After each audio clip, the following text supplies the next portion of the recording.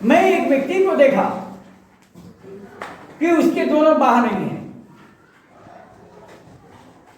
कल्पना कीजिए कि अगर आपका हाथ नहीं हो तो आप पानी कैसे कीजिएगा, आप भोजन कैसे कीजिएगा, आप कपड़े कैसे पहनिएगा, आप सो गए हैं, लेट गए हैं, तो आप उठ के बैठिएगा कैसे? उसमें भी केहूनी की आवश्यकता होती है। आप नित्य क्रिया करने जाते हैं, शौच होना, लघुशम का होना, ब्रश करना, दांत का दातुन ब्रश करना, तो बताइए हाथ नहीं हो तो हम ब्रश कैसे करेंगे? हाथ नहीं हो हम पानी कैसे पिएंगे? हाथ नहीं हो तो भोजन कैसे करेंगे? हाथ नहीं हो तो हम कपड़े कैसे पहनेंगे?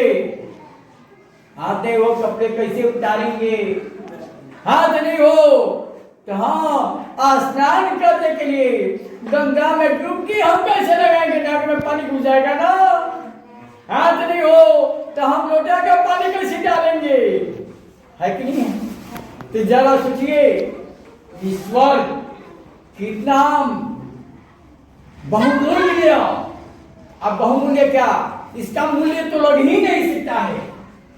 तो वो अभी का हाथ पर हुआ कि इतना कीमती सब हमें संपत्ति प्रदान किए। अगर ये आंख नहीं हो तो जरा सोचिए कि हम कैसे किसी को देखेंगे, कैसे हम कहीं चलेंगे, कहीं फोटो लग सकती है। कान नहीं हो तो कान के बिना कौन क्या कहता है सुनाई नहीं देगा, इतना मूल्यवान है। पैर नहीं हो तो हम चलेंगे कैसे कहीं? बड़ा परेशानी होगी आप लोगों को। ऐसे आपत्ति मैंने थोड़ा सा आप लोगों को लग रहा है भाई ये सर क्या कह रहे हैं, अंदाजा लीजिए। अगर अंदर की तो बात छोड़ ही दीजिए, हृदय, किडनी, अमाशय, छोटी आंख, बड़ी आंख, सारा इतना मशीन फिट किया है ईश्वर ने ना, तब जाके हम जो कुछ भी मिलता है हम भोजन कर लेते हैं, हम शक्तिशाली होते हैं। तब कहते हैं मैं हूं ईश्वर, मतलब कुछ नहीं, सब दिया ईश्वर ने। और तब हम कहते हैं ईश्वर का मतलब कुछ नहीं। ईश्वर कहाँ है, कहाँ है? हम लोग तुरंत कहते हैं ईश्वर कहाँ है। बहुत लोग प्रचार कर रहा है कि ईश्वर नहीं है। जरा सोचो, आपसे मैं पूछना चाहता हूं, दूध आप लोग देखें तो दूध में आपके ऊपर घी मिलेगा देखने के लिए? घी दूध में घी दिखाई देता है? नहीं देता है। यानी दूध में घी मिली जुली रहती है ना उसके अंदर। तो बताइए दूध को गर्म किया जाता है, दही जमाया जाता है, दही बना के तो उसको छाली छीना जाता है, उसको मह करके मक्खन निकाला जाता है, मक्खन को आग पर रखा जाता है बर्तन में रख के, और उसको खौड़ाया जाता है, तो उसमें से मट्ठा अलग निकल जाता है और घी अलग बनता है। घी को खूब छान के घी तक रखा जाता है और उसका स्वाद कितना अच्छा होता है। कई लीटर दूध जलाने के बाद में तब थोड़ा सा घी आता है कि नहीं? तो जिस तरह से दूध में घी दिखाई नहीं देता है लेकिन रहता है उसी में, उसी तरह से ईश्वर है यही हमें दिखाई नहीं देता। ईश्वर तो आपके शरीर में है, अगर नहीं होता तो आप बोलिएगा। उपरा आत्मा जो निकल जा रही है सब ठीक है, सेल सब ठीक है, आएगा एकदम बंद, हार्ट का चाल बंद हो गया। तब से कितना इस पर रखा जाए, कितना लकड़ी लोग फेंक देता है, सुला देता है, और लकड़ी उठा के रखता है, भस भस करता होगा देह पर ना, पेट लथर लथर करता होगा, देह लथर लथर करता होगा, भटा के गिरता होगा लकड़ी, फिर भी क्या है वो कहता है रे हम चोट लागता। तो ये वो आत्मा इसमें से निकल गया तो इसका कौनो गति हो, कौनो ठिकाना नहीं। ये बता भाई, ईश्वर का ही बनाया हुआ है ना ये आत्मा? है। अच्छा हम 1 करोड़ रुपया दे रहे हैं खेत बेच करके 100, कौन बना देगा ऐसा जान में तो अच्छा बन जाए नहीं तो उंगली बनाएगा प्लास्टिक का बनाएगा तो अगर चिकोटी काटा जाएगा तो उसको पता लगेगा ईश्वर ने तो बनाया है तो चिकोटी काटने के बाद में काटा चुभने के बाद में सब पता चल जाता है। तो बताओ कितना बड़े का कारीगर है और उस कारीगर को सवेरे उठ करके प्रणाम करने में बड़ी आफत है। अरे यार इतना जान जाओ बिनु हरि कृपा तृण नहीं डोले, मन एक पत्ता भी नहीं डोलता है, खर पतवार भी नहीं डोलता है। यानी हम लोग को क्या करना चाहिए? ईश्वर को प्रणाम करना चाहिए। धन्य है वह ईश्वर जिसने अभी तक आंख बचा के रखा है। जब हम भी आप लोग को दिख रहे हैं चाहे आप लोग हमको दिख रहे हैं, अगर वह आंख छीन लिया होता हम अंधे हो जाते तो देख पाते, तो वह महान है कि नहीं है? तो उस ईश्वर को प्रणाम करना चाहिए कि नहीं?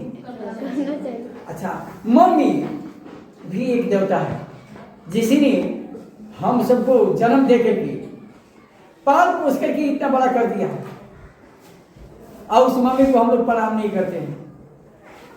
मम्मी दूध पिलाती है, बड़ा करती है। अब देखते हो जब छोटे छोटे बच्चे जब होते हैं तो सुला देती है पैर को, अब पैरवा के खूब बढ़िया कसरत कराती है, हाथवा के खूब बढ़िया ऐसे कसरत कराती है, फिर पैरवा के हाथवा से कसरत कराती है ना। तो जब बच्चा कसरत करने वाला नहीं होता है तो बच्चा को माँ कसरत कराती है। और जब हम लोग बड़े हो जाते हैं भाई यार हम तो ठीक हो बनी का हो कसरत करते हैं, होता है ऐसा। लेकिन ऐसा नहीं होना चाहिए, हमें कसरत करनी चाहिए। तो बताओ माँ अब दूध का कद फिल्म देखे होंगे? हाँ, नहीं देखे होंगे तो देख लीजिएगा कि इतना दूध पी लेने के बाद में सांप जो है वह दूध का कद चुका रहा है। आप लोगों की माँ, हमारी माँ कितना दूध पिलाई होगी और माँ दूध पिलाई, हम पानी भी नहीं पिला रहे हैं। पानी मांग रही है कि बेटा तेरे पानी दो, तो आप पानी भी नहीं पिला पाते हैं। फलवा से मांग ली होता है ना। तो बताइए वह कर्जा आपके माथे को चढ़ रहा है कि नहीं चढ़ रहा? चढ़ रहा है। कोई किसी का नहीं है, आपको कर्जा चुकाना पड़ेगा। आप खाए हैं तो आपको देना पड़ेगा। तो इसलिए माता पिता और गुरु को प्रणाम करना चाहिए। रामायण की छपाई है कि प्रातः काल उठी रघुनाथा, माता पिता गुरु ना वही माथा, है कि नहीं?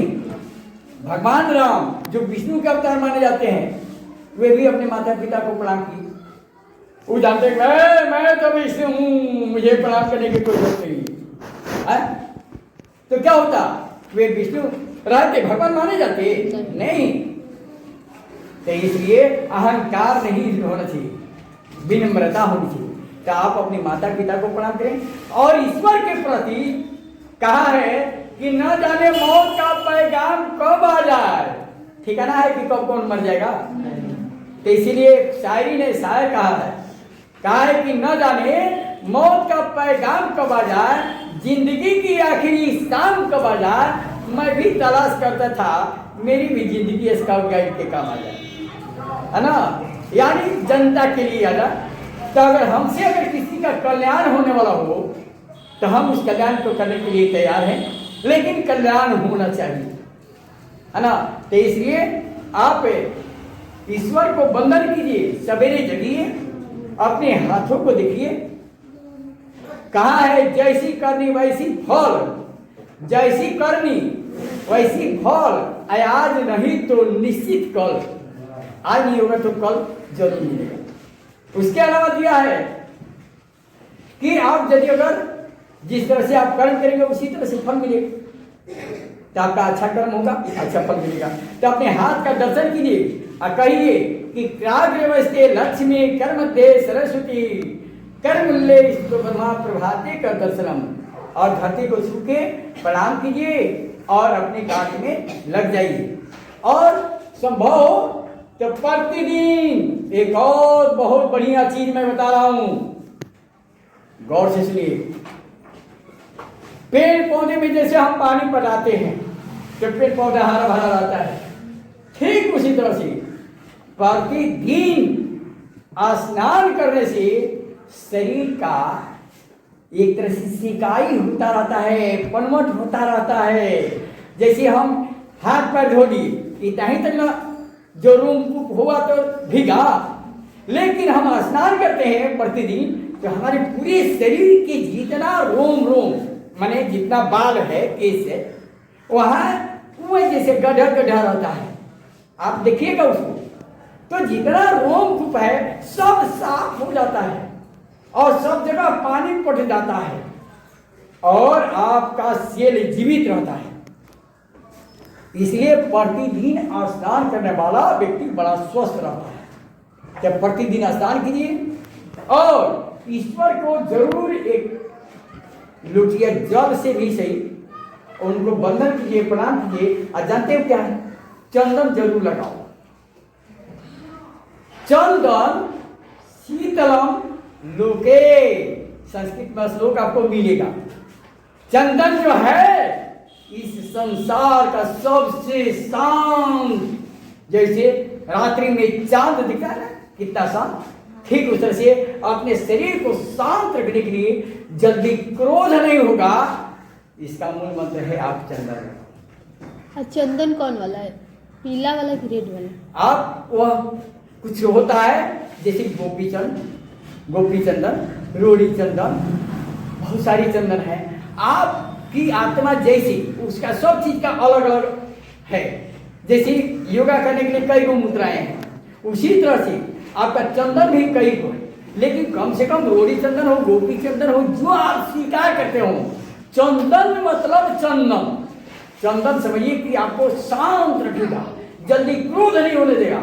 अगर क्रोध हो रहा है तो थोड़ा सा अपने आप में बर्दाश्त करने की क्षमता देता है। जैसे बहुत बड़ा रूम में एक ताला लगा होता है और उस ताला में एक छोटी सी चाबी से खोल करके हम अंदर चले जाते हैं, उसी तरह से क्रोध है। क्रोध जानते क्या है, जैसे पुआल का बहुत बड़ा ढेर हो, पतहर का बहुत ज्यादा ढेर हो, एक तीली मार देने से वह पुआल जल करके राख हो जाता है। उसी तरह से क्रोध रूपी चाबी आपका सारा मान सम्मान को जला करके राख कर देगा, लेकिन चंदन रूपी जो है यह आपका क्रोध को शांत करने में सक्षम होता है। तो इसलिए जो चंदन करता है उसका क्रोध होता है, लेकिन उसको सोचने समझने की शक्ति रहती है, वह थोड़ा सा अपना पावर सोचता है, अरे मुझे नहीं बोलना चाहिए, ठीक है चलो उसकी मर्जी है। लेकिन यह बात का पता तत्काल नहीं लगेगा। मैं खुद अपनाया हूं, पहले मुझे भी क्रोध हुआ करता था, आज जब से मैंने कुछ चंदन का प्रयोग करना सीखे उसके बाद से जानते मुझे भी क्रोध ज्यादा नहीं आता है, बहुत प्रिय थी। मैं सुनता हूँ, समझता हूँ, बच्चों को डांटता हूँ, लोगों को डांटता हूँ, लेकिन मुझे उतनी क्रोध नहीं होती है जितना पहले हुआ करती। तो इससे मैं एहसास करता हूँ कि हो ना हो इसका परिणाम है कि चंदन करने से क्रोध शांत रहता है, क्रोध नहीं होता है, और साथ में ईश्वर को हम प्रणाम करते हैं। ठीक है, तो आप लोग ईश्वर के बनाए हुए वस्तु इतना जरूर जानिए कि ईश्वर ने जो हमें दिया है उन्हें वह उपहार स्वरूप दिया है, और जब उपहार में कोई कुछ देता है तो इसे स्वीकार करना चाहिए, उसे दैनिक जीवन में उपयोग लाना चाहिए और यह प्रयास करना चाहिए कि हम भी कुछ करें। ईश्वर ने हमें दिया है तो हमें दिया है क्यों, यानी दूसरे को सहयोग करने के लिए दिया है, तो हम भी दूसरे का सहयोग करें ताकि वह हमारा गुणगान करे चाहे नहीं करे, हम तो उनका गुणगान करें कि उनके चलते हमको किसी को सहयोग करने का आवश्यकता पड़ा। तो इसलिए हमें प्रतिदिन दूसरे की सेवा भलाई करनी चाहिए। ठीक है, चलिए धन्यवाद।